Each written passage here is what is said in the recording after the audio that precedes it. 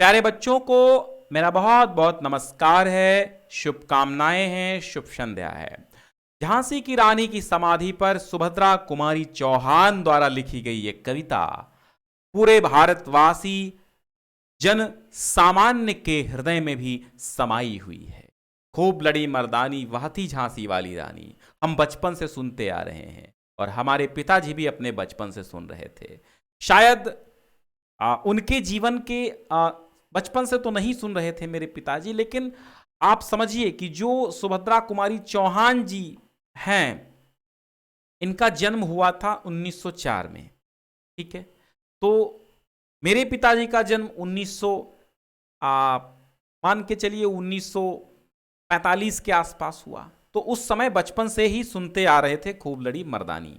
ठीक है, तो पिताजी ने भी बचपन से इस कविता को सुना और मैं भी बचपन से सुनता आया हूं और आज आप लोग भी बचपन से सुनते चले जा रहे हैं। ये कविता अमर है, अजर और अमर है। अजर यानी कभी बूढ़ी ना होने वाली कविताएं होती हैं। कविताओं का शरीर कभी बूढ़ा नहीं होता, वो हमेशा अपनी बाल क्रीड़ाओं में मग्न रहती हैं, अटखेलियां करती हैं, आपको ओज प्रदान करती हैं, आपकी सोई हुई मानसिकता को जगाती हैं। कविताओं का ये काम है। सुभद्रा कुमारी चौहान जी का लिखा गया झांसी की रानी समाधि पर आज हम इसकी संदर्भ सहित व्याख्या समझेंगे और इसके अब प्रश्नोत्तर आएंगे 2023 के लाइव क्लास में। 2023 के लिए ये लाइव क्लास है, आप ध्यान दीजिएगा। 2023 के लिए बिल्कुल नए सिरे से, मैं नए तरीके से, नए से अच्छे से ट्रिक के साथ मैं पढ़ाने जा रहा हूं और आप इसको एक एक लाइन को समझना, चूंकि एक एक लाइन को जब आप समझेंगे तभी आप इसके प्रश्नों के उत्तरों को दे पाएंगे। इससे पहले आपका संदर्भ, प्रसंग, व्याख्या और काव्यगत सौंदर्य आता था। पढ़ना वही अब भी है, पढ़ना वही है, परंतु इस बार उम्मीद है कि प्रश्न 3 आएंगे एक पद्यांश से और उसके उत्तर देने होंगे। तो इसका अगर जीवन परिचय अगर आपने सुभद्रा कुमारी चौहान का नहीं पढ़ा है तो ऑलरेडी प्लेलिस्ट में पढ़ा हुआ है 2023 की, तो आप पढ़ लीजिएगा। ठीक है, चलिए प्रारंभ करते हैं झांसी की रानी की समाधि पर। तो काव्य, आप इसका संदर्भ कैसे लिखेंगे? संदर्भ पहले समझ लीजिए। संदर्भ कैसे लिखेंगे? लिखेंगे प्रस्तुत काव्यांश हिंदी की सुविख्यात कवयित्री सुश्री सुभद्रा कुमारी चौहान द्वारा लिखा गया, यानी कि रचित और त्रिधारा नामक ग्रंथ से हमारी पाठ्य पुस्तक काव्य संकलन में संकलित, काव्य खंड में संकलित झांसी की रानी की समाधि पर शीर्षक कविता से अवतरित है। लिखेंगे और प्रस्तुत कविता में प्रसंग क्या चल रहा है कि प्रस्तुत कविता में कवित्री ने रानी जो लक्ष्मीबाई हैं उनके बलिदान की गौरव गाथा प्रस्तुत की है। सुनिएगा, गौर से सुनिएगा। देखिए, कभी भी किसी भी विषय को बड़े बिल्कुल डूब के पढ़ना चाहिए। बहुत ही ऐसे नहीं पढ़ना चाहिए कि मैं पढ़ रहा हूँ, डूब के पढ़िए। ठीक है, जब आप डूब के पढ़ेंगे तभी कुछ आनंद आएगा। इस समाधि में छिपी हुई है एक राख की ढेरी, जलकर जिसने स्वतंत्रता की दिव्य आरती फेरी। इस समाधि में छिपी हुई है एक राख की ढेरी, जलकर जिसने स्वतंत्रता की दिव्य आरती फेरी। यह समाधि, यह लघु समाधि है झांसी की रानी की, अंतिम लीलाए स्थली यही लक्ष्मी मर्दानी की, लक्ष्मी मर्दानी की। समझिएगा, मेरी एक एक बात को गांठ बांधिएगा। अगर आपके साथी हैं तो उनको शेयर कर दीजिएगा। कुछ हमारे ब्लाइंड बच्चे भी पढ़ते हैं, मैं ईश्वर से कहूँगा कि उनके दिमाग में भली भांति इसको बिठाएं ताकि वो उज्जवल भविष्य की कामना कर सकें, उनका भविष्य उज्जवल हो सके। इस समाधि में उस वीरांगना की राख छिपी हुई है। इस समाधि में छिपी हुई है एक राख की ढेरी। उस वीरांगना के शरीर की राख की एक ऐसी ढेरी छिपी हुई है जिस वीरांगना ने जलकर के स्वतंत्रता देवी की अलौकिक आरती फेरी, अर्थात आरती उतारी।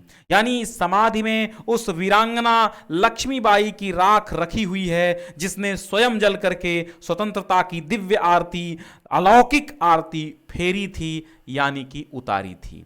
फेरी थी यानी कि उतारी थी। दिव्य का अर्थ होता है अलौकिक, ठीक है, और फेरी का मतलब होता है उतारी थी। ठीक है, समझते रहिएगा एक एक पॉइंट। हाँ, इतनी बात समझ में आई।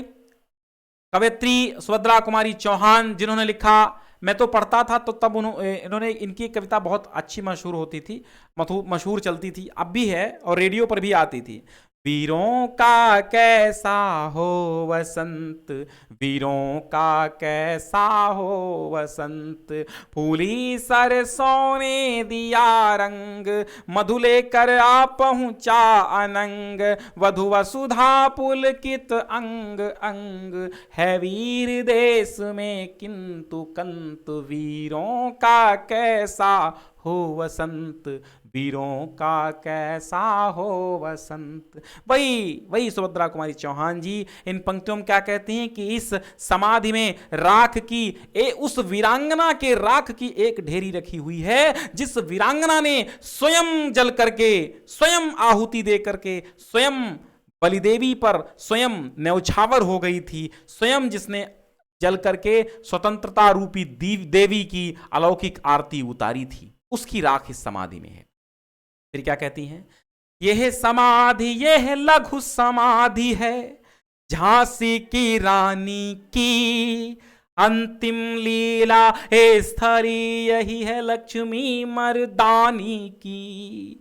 ये समाधि, ये जो इनकी समाधि है, ये लघु समाधि है, ये छोटी सी समाधि झांसी की रानी की है। इसकी है, झांसी की रानी की है, और अंतिम लीला स्थली यही है, और यही समाधि लक्ष्मी मर्दानी वीरांगना झांसी की रानी लक्ष्मीबाई की अंतिम लीला स्थली है, अंतिम क्रीड़ा स्थली है। जिन्होंने पुरुषों के समान साहस दिखाया उसको मर्दानी कहा जाता है। मर्दानी मीन्स पुरुषों के समान साहस दिखलाने वाली को मर्दानी औरत कहते हैं। और रानी लक्ष्मीबाई ने वो कार्य किया, वो उस पौरुष वीरता के साथ, उस ओजस्विता के साथ लड़ी थी, जिस ओजस्विता, जिस पौरुष, जिस शक्ति के साथ कोई शायद पुरुष लड़ता है, उससे कहीं ज्यादा। इसलिए सुभद्रा कुमारी चौहान कहती कि ये समाधि, ये छोटी सी समाधि है, लेकिन ये किसकी है? ये झांसी की रानी लक्ष्मीबाई की है।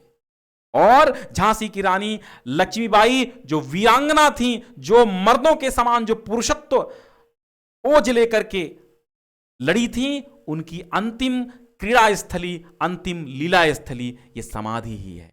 कुछ बहुत कठिन अर्थ इसका नहीं है। फिर क्या कहती हैं? क्या कहती हैं? यहीं कहीं पर बिखर गए वह भग्न विजय माला सी,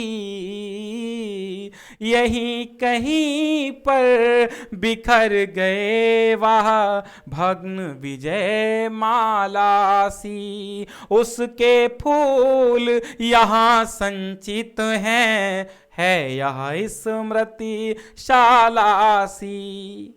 इन पंक्तियों में क्या कहती हैं सुभद्रा कुमारी चौहान कि यहीं कहीं पर बिखर गए वह। भग्न माने होता है टूटी हुई, भग्न माने टूटी हुई। विजय माला सी, उपमा अलंकार, सी आ गया तो उपमा अलंकार यहां पर हो गया। कहती हैं कि ये वह स्थान है जहां पर, यहीं कहीं पर, यहीं पर टूटी हुई माला के फूलों के मनके के समान झांसी की रानी लक्ष्मीबाई बली हो गई। यहीं पर उनकी अस्थियां एकत्र हैं, उसके फूल यहीं संचित हैं। यहीं पर संचित माने इकट्ठा हैं। उनके फूल, उनकी अस्थियां यहीं पर इकट्ठा की गई थी समाधि पर, समाधि के अंदर। और ये स्मृतिशाला सी है, यानी ये भवन जो है उनका स्मृति भवन है, स्मारक स्थल है। सहे वार परवार अंत तक लड़ी बीर बालासी, सहे वार परवार अंत तक लड़ी बीर बालासी, आहुति सी गिर चढ़ी चिता पर चमक उठी ज्वालासी, बढ़ जाता है मान वीर का रण में बलि होने से, मूल्यवती होती सोने की भस्म यथा सोने से।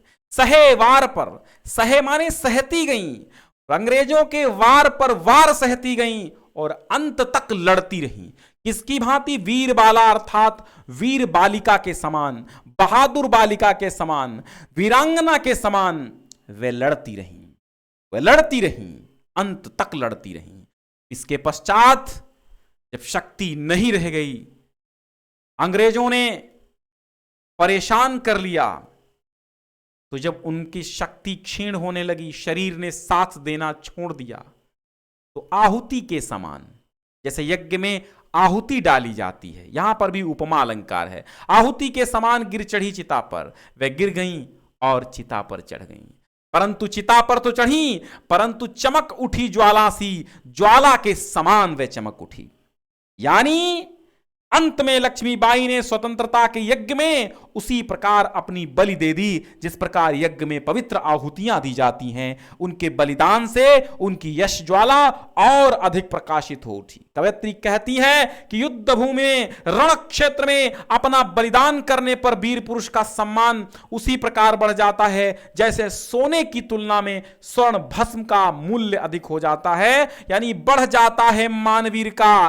सुभद्रा कुमारी चौहान कहती हैं कि एक वीर का मान उसी प्रकार बढ़ जाता है रण में बलिदान होने पर, रण में बलि होने पर, रण में, युद्ध क्षेत्र में, रणभूमि में बलिदान हो जाने पर, शहीद हो जाने पर एक वीर पुरुष का, एक वीरांगना स्त्री का मान सम्मान उसी प्रकार बढ़ जाता है जैसे मूल्यवती होती सोने की भस्म यथा सोने से, जैसे सोने के समान ही उसकी भस्म मूल्यवती हो जाती है सोने की। ठीक उसी प्रकार बलिदान होने के पश्चात एक वीर का मान सम्मान बढ़ जाता है।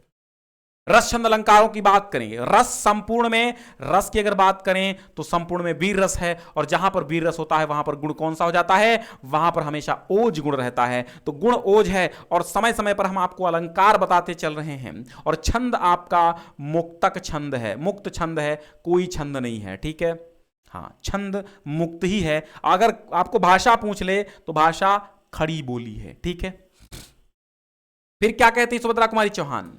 रानी से भी अधिक हमें अब यह समाधि है प्यारी, यहाँ निहित है स्वतंत्रता की आशा की चिंगारी। रानी से भी अधिक हमें अब यह समाधि है प्यारी, यहाँ निहित है स्वतंत्रता की आशा की चिंगारी। इससे भी सुंदर समाधियां हम जग में हैं पाते, उनकी गाथा पर निशीथों में क्षुद्र जंतु ही गाते। अब रानी सुभद्रा कुमारी चौहान कहती हैं कि रानी लक्ष्मीबाई से भी अधिक अब हमें यह इनकी समाधि प्रिय लग रही है, क्योंकि यहां पर निहित है। निहित माने स्थित है, निहित माने स्थित है, क्योंकि यहां पर स्वतंत्रता की आशा की चिनगारी, रूपक अलंकार, आशा रूपी चिनगारी यहां पर रखी गई है। निश्चय ही रानी को हम प्यार करते हैं, लेकिन उनसे भी अधिक ये हमें समाधि प्यारी है, क्योंकि यहां स्वतंत्रता की आशा की चिंगारी रखी गई है। इससे भी सुंदर समाधियां हम जग में हैं पाते। फिर कहते हैं सुभद्रा कुमारी चौहान की सुंदर समाधियां तो इससे सुंदर सुंदर हम संसार में पाते हैं, तमाम समाधियां हैं, लेकिन उनकी गाथा पर, उनकी गाथा गाने के लिए निशीथ माने होता है रात्रि, निशीथ माने उनकी अर्धरात्रि में उनकी गाथा गाने के लिए केवल क्षुद्र जंतु अर्थात छोटे मोटे कीड़े मकोड़े ही रह जाते हैं, सियार और भंवरे और जैसे वो कीड़े होते हैं रात्रि के कीड़े, झींगुर इत्यादि ही उनकी समाधि पर गाथा गाते हैं। किसी कवि की वाणी में इनकी गाथा नहीं आती। ऐसी तमाम समाधियां हैं, परंतु ये जो समाधि झांसी की रानी है पर कवियों की, परंतु कवियों की अमर गिरा माने वाणी में, परंतु कवियों की अमर वाणी में इस समाधि की कहानी अमिट है। अमिट माने कभी न मिटने वाली। स्नेह और श्रद्धा से गाती है वीरों की वाणी। जो स्नेह यानी प्रेम और श्रद्धा के साथ वीरों की वाणी गाती है।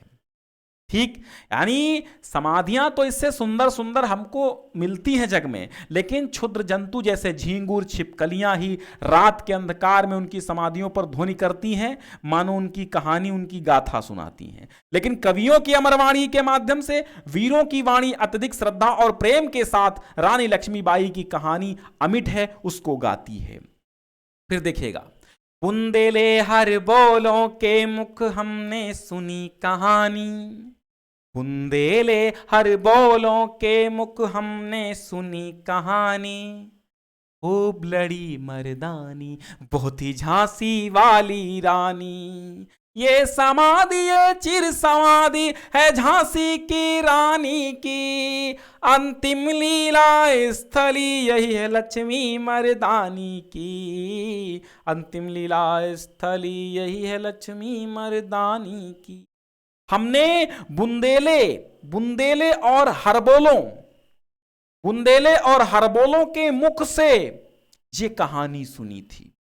हमने बुंदेले और हरबोलों, दो जातियां प्रजातियां होंगी ना, तो उन्हीं के मुख से जो वीर गाथाएं गाती थी, उन्हीं लोगों के मुख से हमने ये गाथा सुनी है कि झांसी की रानी पुरुषों के समान कि खूब लड़ी मर्दानी, मर्दानी कौन, पुरुषों के समान लड़ने वाली कौन, झांसी की रानी, कि खूब लड़ी झांसी वाली रानी, झांसी वाली रानी पुरुषों के समान खूब लड़ी। हमने बुंदेले और हरबोलों के मुख से कहानियां सुनी हैं। ये समाधि ये चिर समाधि है, कभी न मिटने वाली समाधि। ये समाधि अमर समाधि है। चिर का अर्थ यहां पर बहुत लंबे समय तक रहने वाली, स्थायी रहने वाली, सदैव रहने वाली, सदैव विद्यमान रहने वाली, यानी कि अमर। ठीक है, ये समाधि ये अमर समाधि है झांसी की रानी लक्ष्मीबाई की, और यही उनकी अंतिम क्रीड़ा स्थली है, वही पुरुषों जैसे ओज को रखने वाली महारानी लक्ष्मीबाई की यही एक अंतिम क्रीड़ा स्थली है। रसन अलंकार हमेशा वही रहेंगे जो हमने उपरोक्त में बताया है, यानी कि भाषा खड़ी बोली है, रस वीर है, गुण प्रसाद और ओज है, अलंकार उपमा रूपों को दृष्टांत अनुप्रास समय समय पर आते रहे हैं और हम बताते रहे हैं आपको। ठीक है, तो आज के इस सेशन में बस इतना ही। अब इसके बाद हम एग्जाम जैसे ही मैं ये सारा काव्य पूरा कर लेता हूं, इसके बाद इस पर आधारित प्रश्नोत्तर में स्टार्ट करूंगा वो श्रृंखला, तो आप तनावग्रस्त ना हो, आप टेंशन ना लें। ठीक है, वो सारी टेंशन आप मुझ पे छोड़िए, हिंदी की गारंटी है। 70 में 70 अगर लाने की चाह आपको है तो आप हमारे चैनल से पढ़िए। 70 में 70 की गारंटी है अगर मेरे बताए गए रास्ते पर आप चलते हैं, मेरी बताए गए कॉपी के हिसाब से आप लिखते हैं। चलिए, बहुत बहुत शुक्रिया। उम्मीद करते हैं 2023 में होने वाला बोर्ड एग्जाम आपके हाथों में होगा, आप अगले टॉपर हैं, ये मेरी शुभकामनाएं हिंदुस्तान के हर बच्चे के साथ हैं और यूपी बोर्ड के हर बच्चे के साथ हैं। खासकर हमारे साथ रहने वाले हर बच्चे के साथ हमारी शुभकामनाएं, हमारा आशीर्वाद रहेगा। इतना बड़ा मैं नहीं हूं कि आपको आशीर्वाद दूं, मैं सिर्फ आपको एक रास्ता बताने वाला गुरु हूं, शिक्षक हूं। मैं आपको सिखा सकता हूं, रास्ता बता सकता हूं, आशीर्वाद आपको दूं, इतनी ताकत हम में नहीं है। हम आशीर्वाद नहीं दे सकते क्योंकि हम बहुत छोटे व्यक्ति हैं। हम आपको सिर्फ शुभकामना दे सकते हैं, हम आपको सिर्फ रास्ता बता सकते हैं, ऐसा रास्ता जिस पर चल करके आप एक सफल व्यक्ति बनेंगे, जिस पर चल करके आप हिंदुस्तान के सक्सेसफुल व्यक्तियों में होंगे। बहुत बहुत शुक्रिया। मैं चाहूँगा कि आप एक बार स्टेटस लगा लें इस कहानी की, इस कविता की, इस वीडियो की। बहुत बहुत धन्यवाद।